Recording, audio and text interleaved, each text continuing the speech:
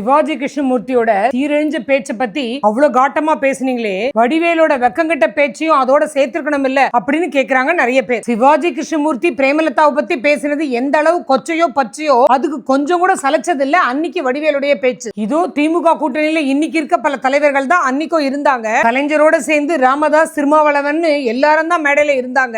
தரக்குறைவான பேச்சை யார் பேசினாலும் தயங்காம தட்டி கேட்பேன்னு சொல்ற கனிமொழியும் முன்வரிசையில உட்கார்ந்து இருந்தாங்க. அவன் இவன் குடிகாரன், உனக்கெல்லாம் எதுக்கு முதல்வர் கனவுன்னு பசவுகளை வாரி இறைச்சாரு வடிவேலு. பக்குவப்பட்ட தலைவர் கலைஞரும் அவருடைய புதல்வர் ஸ்டாலினும் மட்டும் முகத்தை சீரியஸா வச்சிருக்க முஸ்லீம் லீக் உள்பட மற்ற எல்லா தலைவர்களும் தாராளமா ஏராளமா சிரிச்சுக்கிட்டே இருந்தாங்க. வடிவேலுவை சரி கட்டி வண்டியில ஏத்தி விட்ட மூக்க அழகிரிக்கு தான் இதுல மாளாத சிரிப்பு. இப்ப வைரல் ஆயிட்டு இருக்க அந்த வீடியோவை பார்த்து பார்த்து வயிறு எரிஞ்சுக்கிட்டு இருக்காங்க கேப்டனுடைய தொண்டர்கள். கடைசி காலத்துல உடல் ஒடுங்கி மனம் வெதும்பி போன கேப்டனுக்கு திமுக மேல மட்டும் தீரவே இல்ல கோவம். அவர் திமுகவோட கூட்டணி வைக்க ஒரு முறை முயற்சி பண்ணாரு, ஏனோ அது நடக்கலன்னு இப்ப யார் வேணா சொல்லலாம். அது மட்டும் அன்னைக்கு நடந்திருந்தா இன்னைக்கு பிரேமலதாக்கு குவியிற கண்டனங்களை விட பல நூறு மடங்கு கண்டனங்கள் அன்னைக்கு கேப்டனுக்கு குவிஞ்சிருக்கும். நல்ல வேளை அந்த காரியத்தை அவர் செய்யாம போனாருன்னு கேப்டனோட தொண்டர்கள் இன்னி வரைக்கும் பெருமூச்சு விடுறாங்க. ராஜ்யசபா எம்பி 8 தொகுதி 10 தொகுதி இதெல்லாம் கூட அப்புறம் கிடக்குதுங்க. அந்த வடிவேலுங்கிற ஜென்மத்தை மட்டும் எந்த திமுக மேடையிலையும் ஏத்த மாட்டேன்னு உத்தரவாதம் கொடுத்தாதான் கூட்டணி தொடரும்னு அன்னி ஆணையிட்டு சொல்லணும். வாய்க்கு வந்தபடி எல்லாம் இப்படி விஜயகாந்த் விமர்சனம் பண்ண வடிவேலுவை அடக்கி ஒடுக்கி வீட்டுல உட்கார வச்சது என்னவோ அம்மா ஜெயலலிதா தானே. இந்த ஒரு காரணத்துக்காவது அன்னி கண்ணை மூடிக்கிட்டு அதிமுக பக்கம் போயிருக்க வேண்டாமா?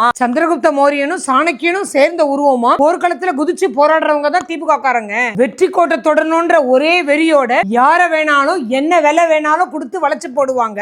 ஆனா இந்த விஷயத்துல திமுக என்னவோ வம்பத்தான் விலை கொடுத்து வாங்கியிருக்கு. காங்கிரசுக்கு தண்ணி காட்டணும்ன்ற ஒரே நோக்கத்துக்காக அவசர அவசரமா பிரேமலதாவை உள்ள சேர்த்ததன் மூலமா தீராத தலைவலியே தேடிக்கிச்சு திமுக.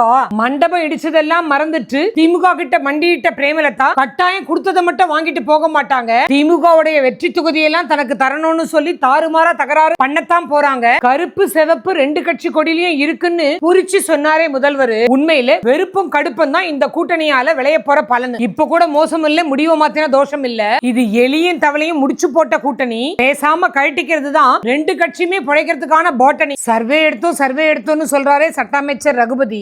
கேப்டன் கட்சியை சேர்த்ததுனால லாபமா நஷ்டமானு ஒரு ரவுண்ட் ஊருக்குள்ள வந்து கேட்க சொல்லுங்க. இது நெகட்டிவான முடிவுன்னு ஜனங்க சொல்லுவாங்க. ராவா கண்ணாடியை திருப்பினா மட்டும் ஆட்டோ ஓடாது ஜீவா.